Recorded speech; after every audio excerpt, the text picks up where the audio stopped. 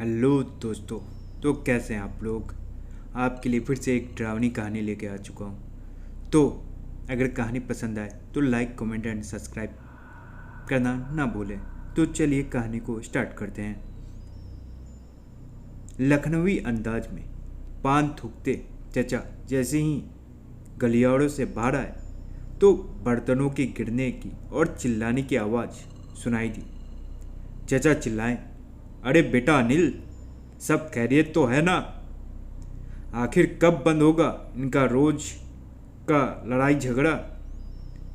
अनिल अभी 5 साल का है और पड़ोसी चचा उसे बहुत प्यार करते हैं। वैसे तो अनिल लखनऊ से है, लेकिन अनिल के पिताजी और ताऊजी के परिवार के बीच अक्सर तनातनी रहती है। दोनों परिवार एक साथ एक बड़े मकान में साथ रहकर भी साथ नहीं रहते थे। रोज न रोज किसी न किसी बात पे कहासुनी हो ही जाती थी।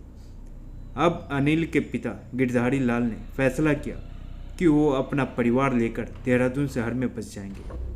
गिरधारी लाल की लखनऊ में किराने की दुकान थी। दुकान कुछ खास तो नहीं, पर इतना तो चल ही जाता था कि परिवार का खर्चा निकल सके। गिरधारी बचपन से ही गूंगे थे और वो लिखकर या इशारों में अपनी बात समझाया करते थे। उनके इस फैसले के बाद अब वो देहरादून में किराए के मकान में रहने लगे। रोजी रोटी का अब एक ही सहारा था, अनिल की माँ जानकी। जानकी की देहरादून में बहुत जान पहचान थी, तो उन्होंने वहाँ पे एक प्राइवेट कंपनी में जॉब ढूंढ ली और गिरधारी ने एक छोटी मोटी किराने की दुकान वहाँ भी खोल ली। ये बात थी सन 1980 यानी 1980 की। उस समय आज का उत्तराखंड उत्तर प्रदेश का हिस्सा हुआ करता था। देहरादून में अनिल ने अपनी पढ़ाई पूरी की और सन 2010 में वन विभाग में उसका चयन भी हो गया। अनिल अब 35 वर्ष का हो चुका था। सुंदर एवं गठीला, ऊंचाई लगभग 6 फीट, घुंघराले बूढ़े बाल, चेहरे पर हल्की दाढ़ी और नीली चमकती आंखें। 25 दिसंबर 2010 वो दिन था जब अनिल की पहली पोस्टिंग टिहरी जिले में हुई। वो जगह जहां का डैम पूरे विश्व भर में प्रसिद्ध है। अनिल ने पोस्टिंग लेटर ध्यान से देखा तो जगह थी पीपल डाली वन क्षेत्र, ग्राम चंदौला, जिला टिहरी गढ़वा।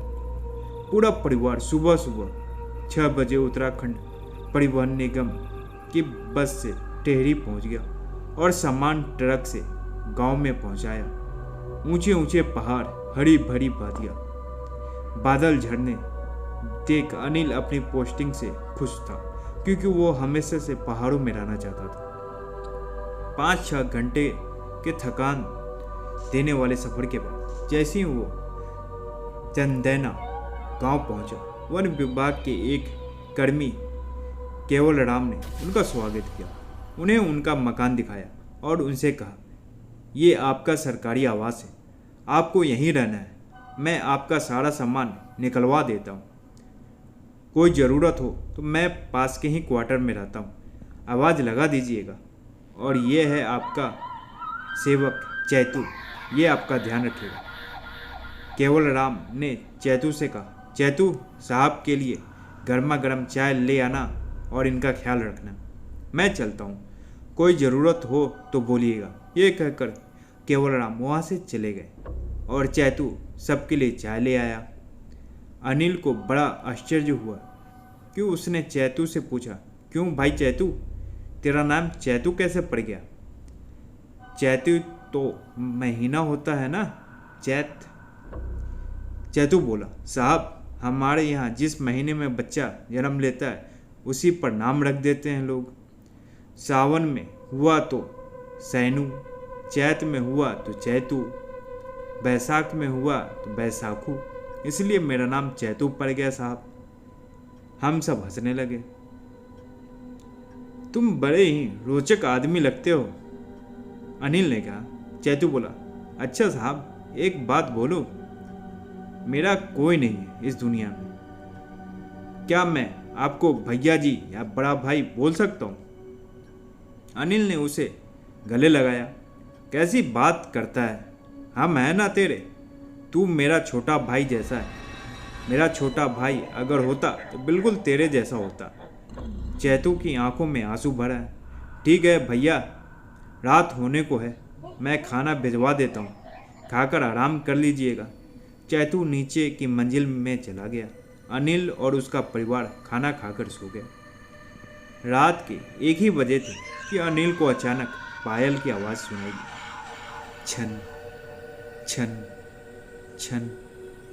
आवाज़ भीतर के कमरे से आ रही थी। छन छन छन।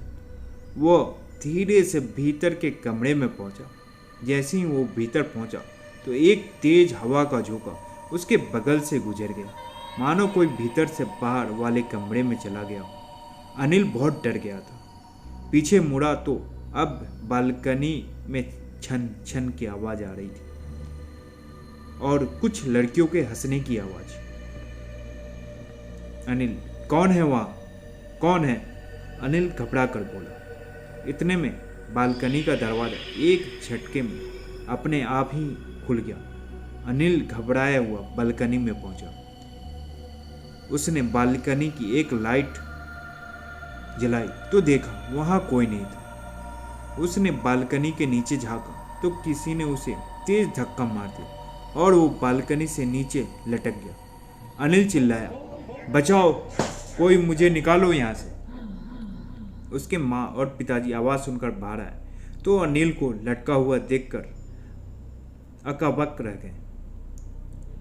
गिरधारी लाल अनिल को खींचने की कोशिश करने लगे, पर उनके बाजू में अब वो दम नहीं था। वो अनिल को नहीं खींच पा रहे थे। इतने में चैतू दौड़ा दौड़ा नीचे की मंजिल से ऊपर आ गया। भैया जी, घबराइए मत, मैं आपको खींच लूँगा। उसने जोर लगाया और अनिल को बालकनी से ऊपर खींच लिया। अनिल घबराया हुआ था, चेहरा पसीना पसीना हो गया था और दिल तेजी से धड़क रहा था। वो हाँफते हुए बोला, मुझे किसी ने धक्का दिया, मैंने पायल की आवाज़ सुनी, यहाँ कोई है, यहाँ ज़रूर कोई है। अनिल की माँ जानकी बोली, कैसी बात करता है? पायल की आवाज़ आई होती तो हमें भी सुनाई देती, तुझे ज़रूर कोई भ्रम हुआ होगा। बालकनी में वैसे भी फिसलन बहुत है, फिसल गया होगा। चल अब आराम कर ले। और चैतू, यहाँ ब्लीचिंग छिड़क देना, बारिश से बुरा हाल है बालकनी का। एक अच्छी बिल्डिंग तक नहीं बना सकते सरकार, पैसा लूटेंगे और कुछ नहीं। सब लोग फिर से सोने चले गए। सुबह हुई तो अनिल तैयार होकर वन विभाग के कार्यालय में ज्वाइनिंग देने पहुंचा। आज अधिकारियों ने उसे उसका काम समझाया। थका हारा अनिल घर पहुंचा तो कुछ देर आराम करने के बाद शाम को चैतू के साथ गांव की सैर पर निकला।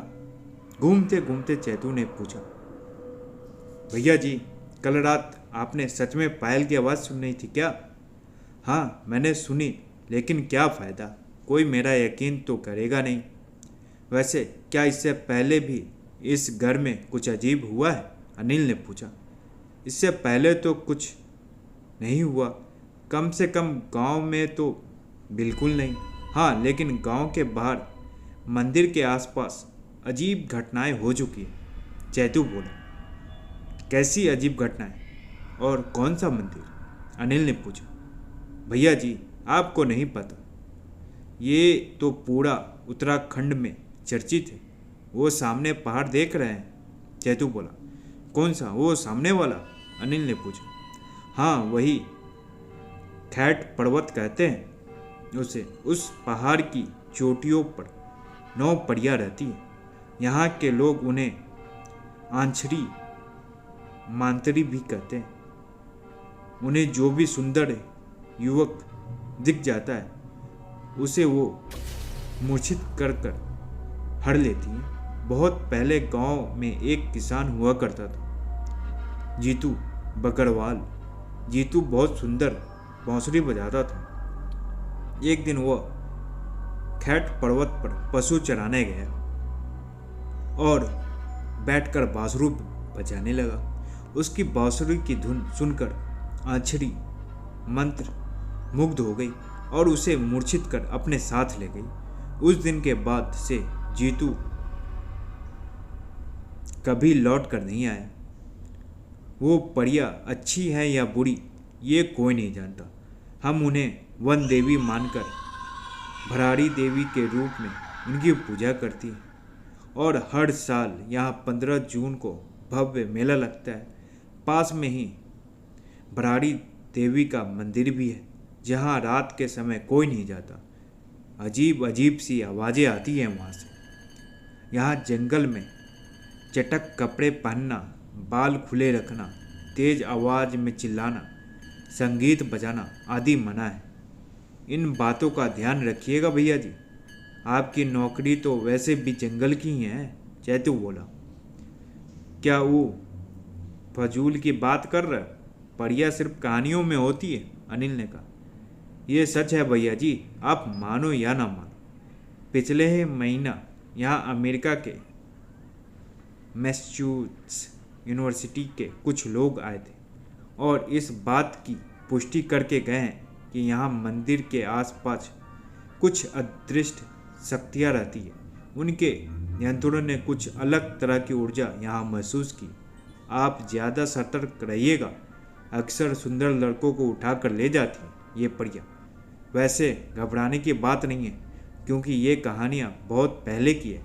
हाल फिलहाल में तो काफ़ी समय से कुछ ऐसा नहीं हुआ, पर सावधानी जरूर बरतिएगा।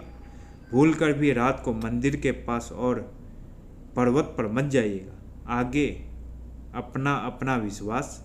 मेरा काम था आपको सचेत करना और मैंने कर दिया। चलो ठीक है, जैसा भी है। वैसे भी शादी की उम्र हो चली है, कोई लड़की ना मिली तो परी ही सही।